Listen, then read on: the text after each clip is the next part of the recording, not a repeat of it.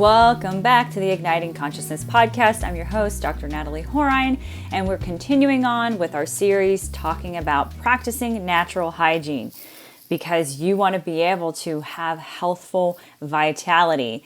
We've already been talking about foods that we were designed to eat, aka your species-specific diet. We've talked about sufficient nutrition, healthy water, and proper hydration. We've talked about strong enough sunshine, and now we're talking about restful sleep. Yes. And for those that are seeing the video here, you can see that I'm actually sitting on a bed right now. So what better time and opportunity than talk about restful sleep whenever I just had some restful sleep. And I'm actually on vacation with my baby, with my family, and went to Universal Studios last night, yesterday. And given the timing of when I'm recording this episode, there was a Cat 1 hurricane happening. And we've been very blessed in that it didn't hit as hard as it was anticipating hitting. But neither here nor there, saying that I actually had restful sleep this morning, that I was able to get up and practicing my human design in the way I am best and is in most alignment with my soul, is getting up and tuning into what feels good for me. Like, am I ready to do my ritual routine of, do I feel like exercising? Do I feel like meditating? Do I feel like stretching? Do I feel like doing yoga? Do I feel like doing some breathing exercises? What feels good for me right now? Of course, there's variables like what's the weather like, if it's going to allow me to be outside, etc. And then also being able to record content, and that's part of what I like doing. And the timing of that for me, it matters within the time range. And so getting up and having restful sleep is very important, so it can set the rhythm and the tone of my day for the way that I'm designed. And it's probably going to be similar for you, that no matter what, we are all human beings needing to sleep. Okay. Now, given human design, because for those that don't know, I actually do human design readings as well. We all need sleep. We all need sleep, but the levels and amount of sleep, it absolutely varies from person to person, the stage of life that you're in. But what's more important is the quality of the sleep that you're having, or having restful sleep whenever you are sleeping. So let's start talking about the difference. Now, there can be people that are like, I require 8 hours of sleep, or I require only minimal of 6 hours of sleep, or I'm only getting 4 hours of sleep, or however many hours it is, or else you don't feel like you've slept enough to be able to carry on your day, to have the energy to do the activities, do your job, work, and be with your family like is required for your body. Now, the hours can absolutely change, let alone not even based on your type when it comes to human design, but just based on anybody. The quality and the depth of the sleep that you have matters that much more. The more that you can get into several cycles of REM sleep, which is that rapid eye movement, REM. There's different levels of sleep, different levels of brainwave activities. I'm not going to go too deep into it, but just to give a quick overview, whenever we're in our active states, we're in the beta state, and which is also the state of like active mind. I'm driving, I'm doing work, I'm exercising, I'm really being active during that time.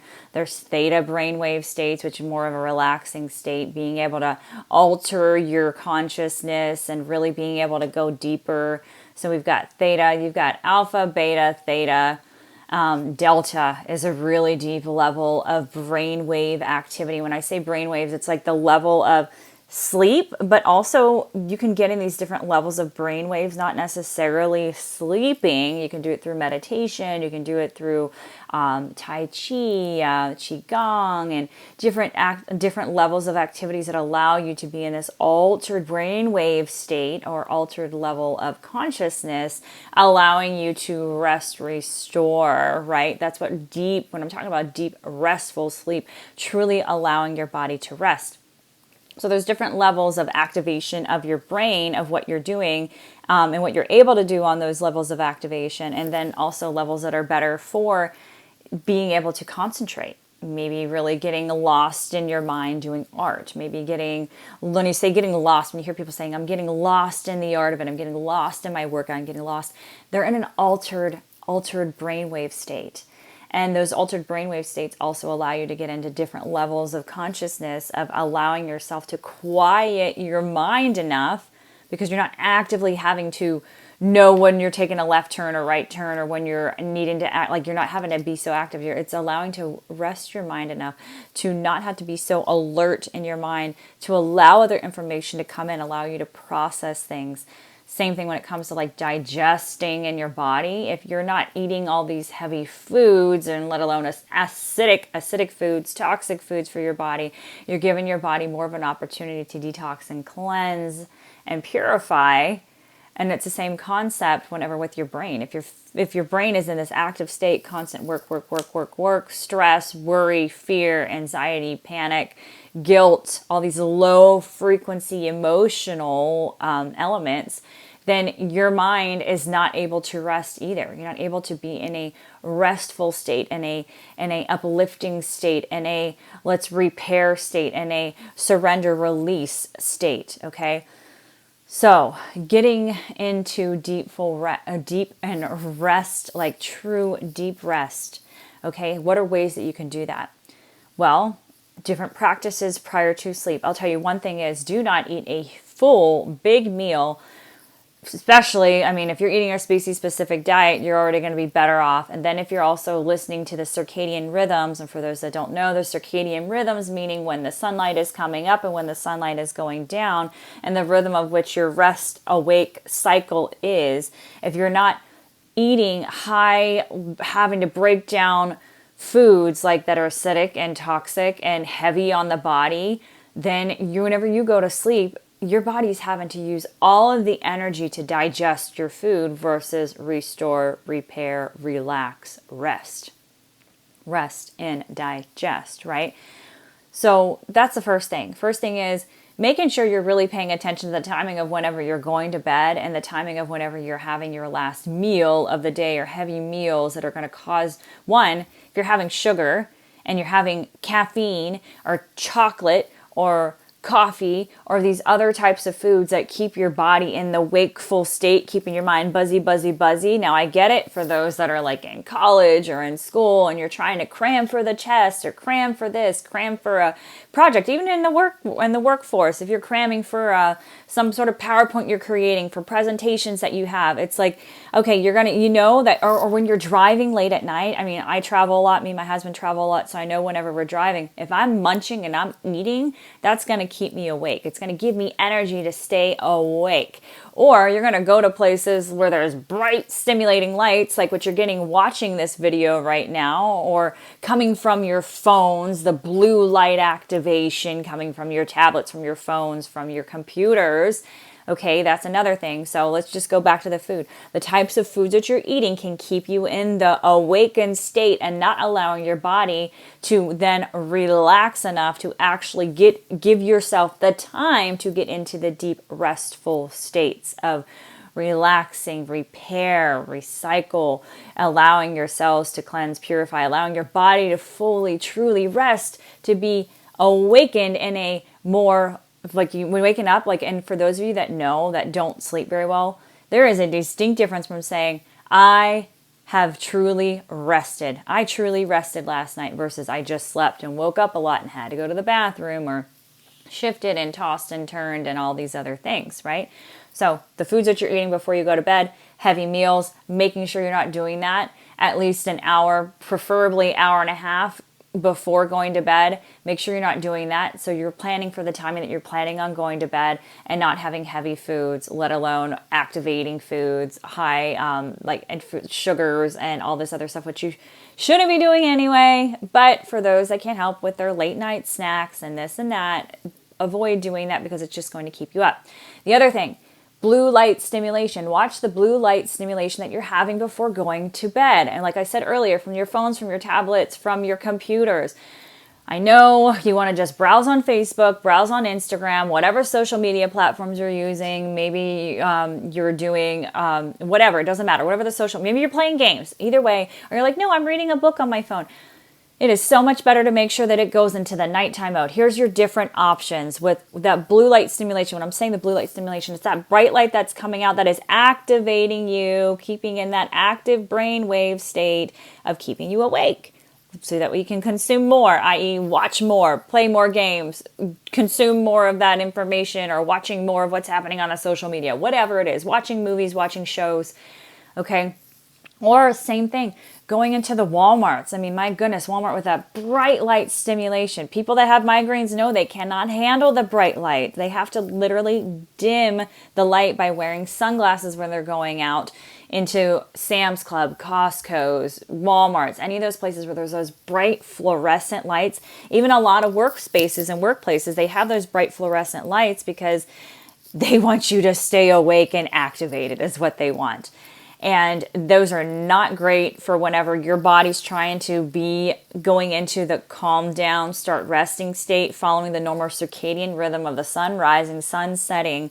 That just totally, the light stimulation that is coming off of it. We just talked about sunlight in our last episode. And if you haven't listened to it, have a listen to that. Talking about the importance of sunlight and the light spectrum that it provides. These fluorescent horrible lighting is literally, it's toxic in another way, let alone it's toxic where you have to recycle them in a special way because the toxicity of what creates the fluorescent lights, even those high efficiency lighting, it is not good for brain activation or for brainwave activation. In fact, it actually is harmful to your pineal gland, which is your third eye, which is your connection to higher source energy, spirit, divine, God, source, all consciousness, right? That from constant influx of that. So what can you do? You can there's actually Flux. There is a app on any of the phones, on your tablets. It's called Flux. You can set that where it starts to lower the blue light stimulation and it starts to put more of an amber hue behind it so that it's not so bright. And so that way you can still start to get sleepy and tired even if you're still playing your games on the social media, on the tablets, for whatever reason you may be on it. But it's going to alter the color. So don't go shopping on don't go on a shopping spree whenever you're needing your colors to be correct, because it's going to alter the colors. So it's not going to be the same coloration as what it would be if it was on the bright light spectrum like it typically is. But it alters and changes it. So you can set the time of whenever the sun starts to set or when you plan on starting to go down into like getting ready for rest. Set that Flux app, Flux. You can set that app and it's free. Set it on your phone, on your computer, so that way it'll automatically start changing the coloration and the background or on your screens. So it's not as bright, it's not activating your brain, you're still allowing yourself to calm down. The other thing is you can change where it goes into dark mode. You have light mode and dark mode. Also, you can play with that so it has a black background versus a white background, whether it's on texting, typing, whatever it is. The read-only mode, you'll notice that on a lot of phones and tablets, they'll have that black background. So that way you could still see the contrast of the white lettering on the black, but it's not going to be so harsh on your eyes. Another thing you can do are called blue blockers. Now that's a particular brand. I know they have many off brands now since this was first introduced, but blue blockers is a brand, BLU blockers. They are sunglasses. They look like sunglasses. They're glasses that will have an amber hue or have different colors. And they actually have clear ones now too that'll block the blue light that is coming off of your screen. So similar to the concept for all you fishermen out there, for those needing to block the harsh rays of the sunlight reflecting whenever you're driving or whenever you're out walking or whatever, how you'll wear like the rose-colored glasses because it allows you to see clearer and stuff. With blue blockers, there are different ones. There's lenses that are amber, which I don't recommend you wearing the blue blocker glasses with the amber whenever you're driving because, again, it alters the color on the signals, on the red, the yellow, and the green signals whenever you're driving, which will kind of mess with you there. So I don't recommend wearing them while you're driving, but I do recommend if you're having to go shopping in these places like the Walmarts and the Costco's and the Sam Clubs where they have those really bright fluorescent lightings, to wear that, or in the workplace or at home. And you can do it while you're watching TV, while you're watching anything that's giving off of that bright fluorescent blue light spectrum. You can wear these blue blockers. Like I said, there's amber colored glasses, and then there's ones that are clear that I don't feel like they're as heavy as being able, but they're still blocking it. So it's better than not wearing it at all. And I'll tell you, you won't notice it right away, but within about 3 days of getting these blue blocking glasses, and you can look it up and buy them on Amazon or wherever you prefer. And they have them in so many but they're really cool looking nowadays, not just the aviator styles.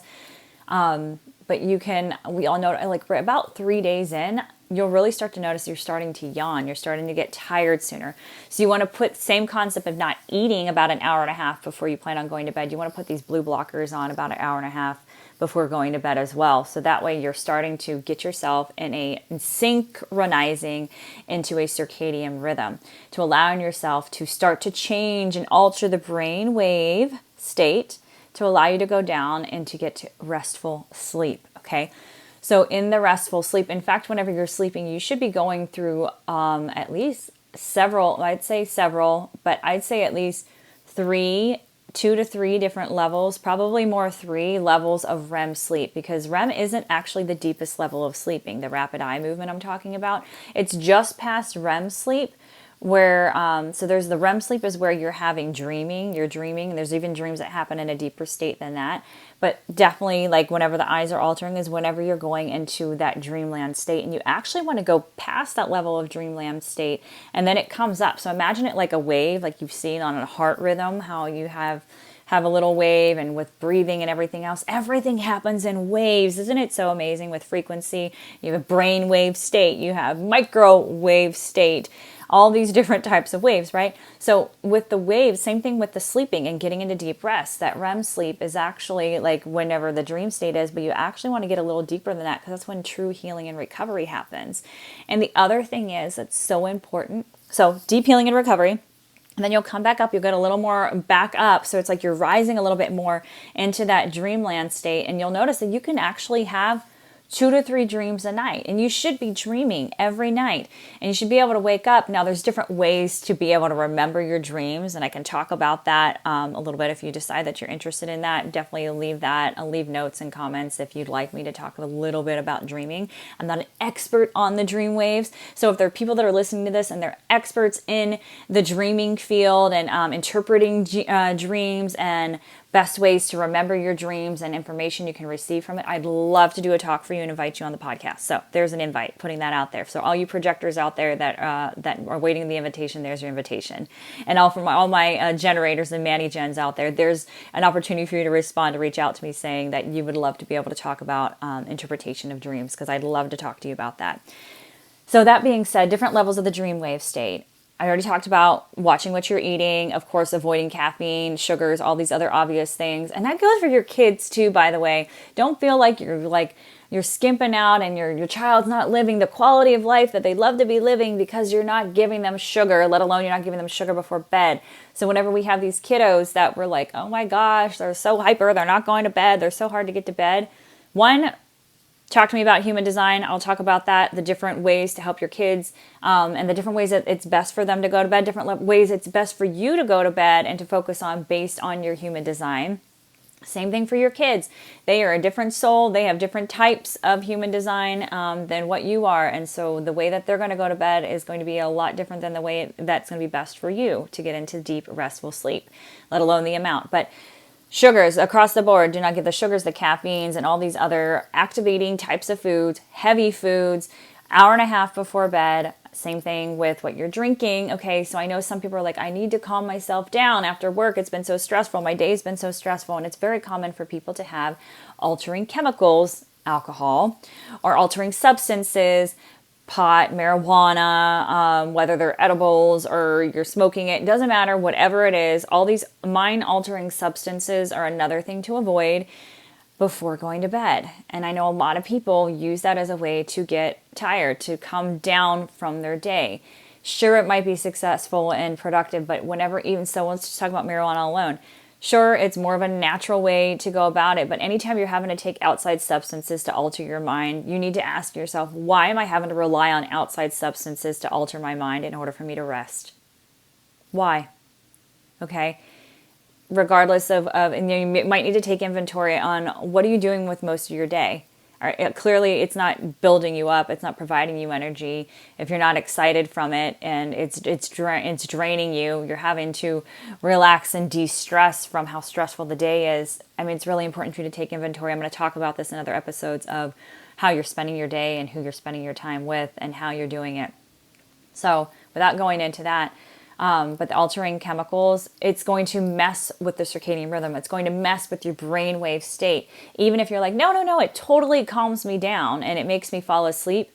It's groggy sleep. It's not deep, restful sleep. In fact, you're almost going into like zombie-like state that whenever you're getting up, it's messing with the timing of which those rhythms of the brainwave states are going through, of truly going into REM, a little bit lower, restore, detoxify, cleansing, everything else that happens with all your cells. Because when you're resting, every cell in your body is given the opportunity to do its job to the highest level of whatever it needs to do based on the demands you're placing on your body.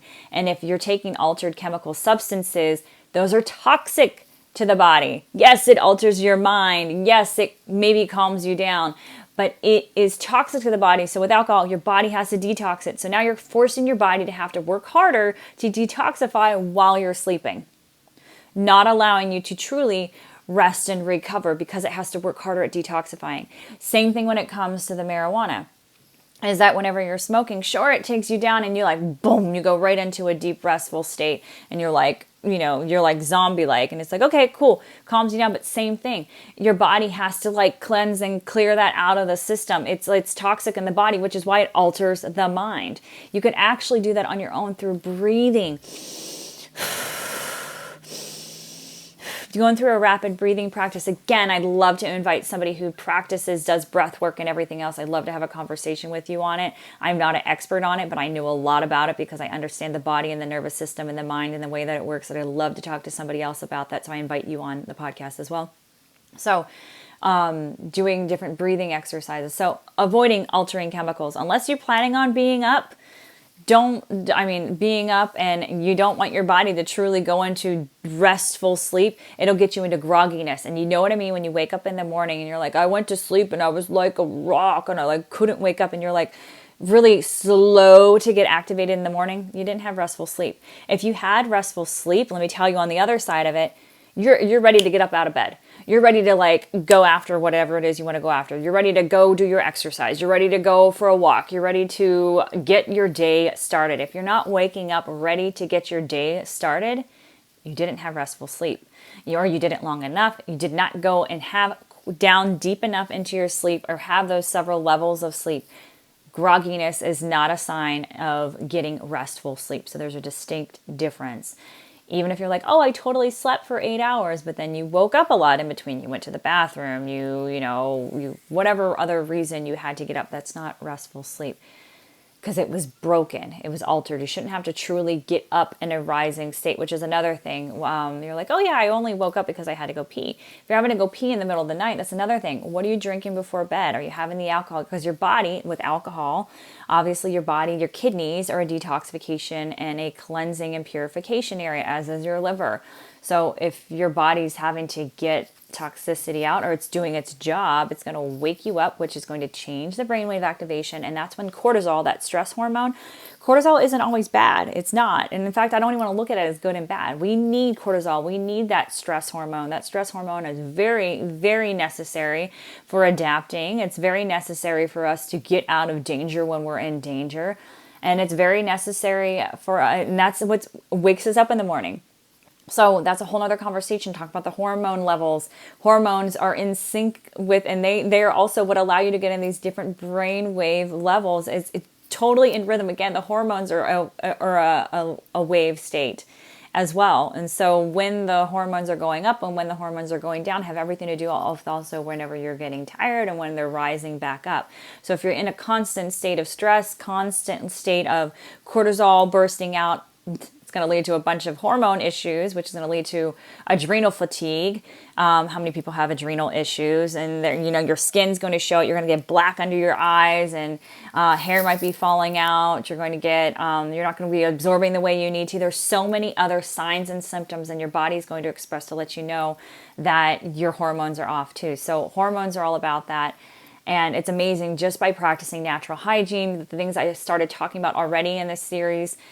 Already changing those things are going to change your hormone profile. It's going to change your ability to get into restful sleep. And it's going to change your ability to be able to wake up feeling bigger in the morning, feeling ready to start your day versus, oh, I feel so groggy. It's taking me a while to get out of bed, or having to do like you're like a quote old person having to like, get up off the bed a special way. You've got to like swing your body around, and it's so calculated. You should be able to just spring out. If you're not springing out of bed, you should be able to easily get up in the morning. And then that's whenever that cortisol, that's what wakes you up in the morning. So it's very purposeful. We need the cortisol to be coming at the appropriate levels.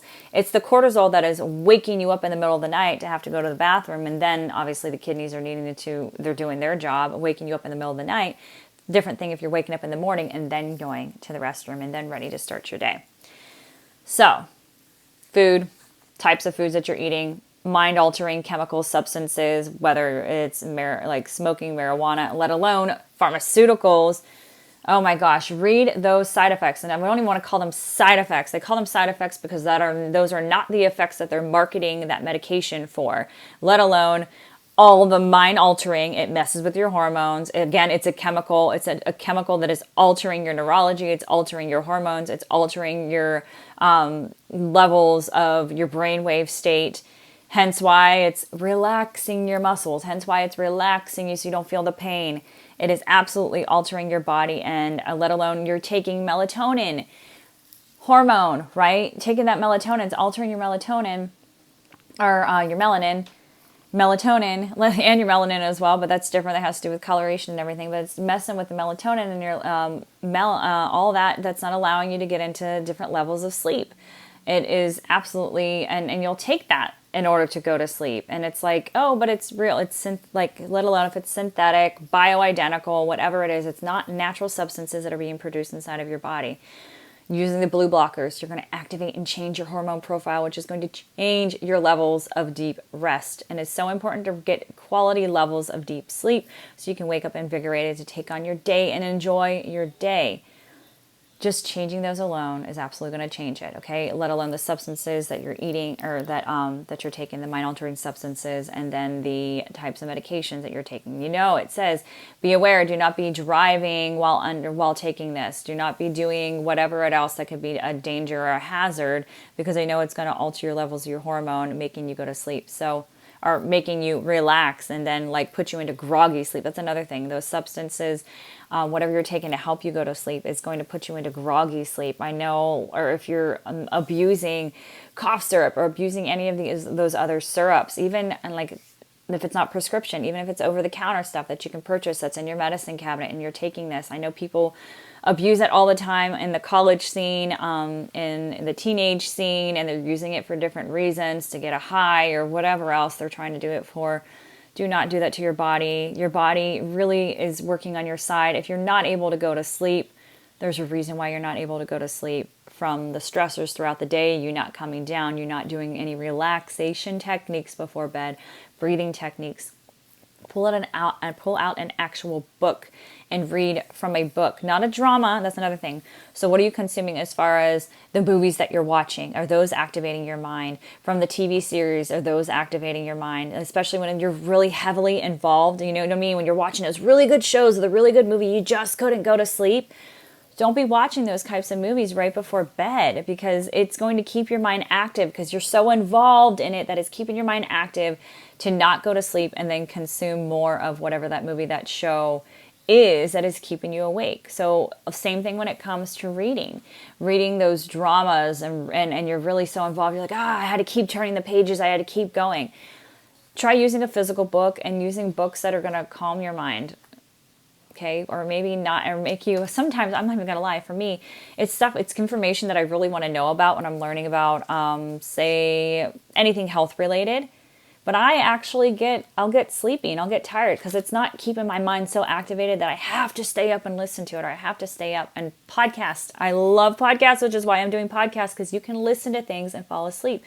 Listen to meditations before going to bed. Listen to different brainwave states, which is another thing I recommend that you can do beforehand, is plugging in your headphones, your earphones, and then having your phone or whatever your source that you're listening to, and listen to different, getting into deep levels of sleep, to restful sleep. There's different hertz, and like sine sounds and different sounds that, and all you can do is you can get on YouTube, type maybe you want to get into like refreshing sleep. You can type sleep hurts to listen to.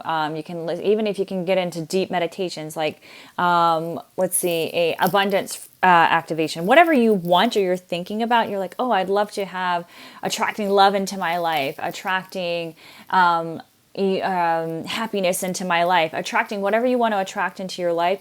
There's free YouTube videos that you can listen to that'll be ongoing for 20 minutes, 30 minutes, an hour. Sometimes they're ongoing for like 12 hours or however long it is.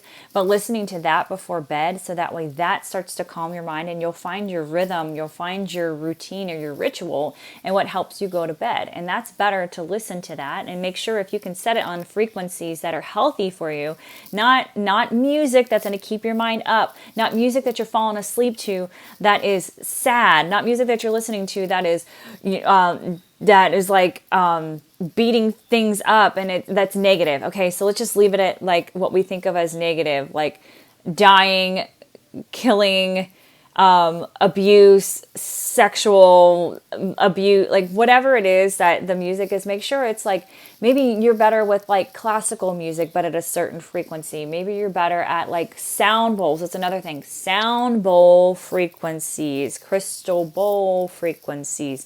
There's other things you can do to calm your body. Those that work with crystals and that utilize that to activate different levels of their chakras, that can open up their pineal gland, and you're setting the intention, which is the other thing I want to talk about, is setting the intention before night. It is so powerful for you to be like, in my dream state, and you're talking to yourself, whether you want to aloud or in your mind, in my dream state, I'd love for my dream state to be able to provide me answers on the best way to take care of blank, for the best way for me to get into deeper levels of sleep, or to not just overcome, for me to work through this project that I'm working on.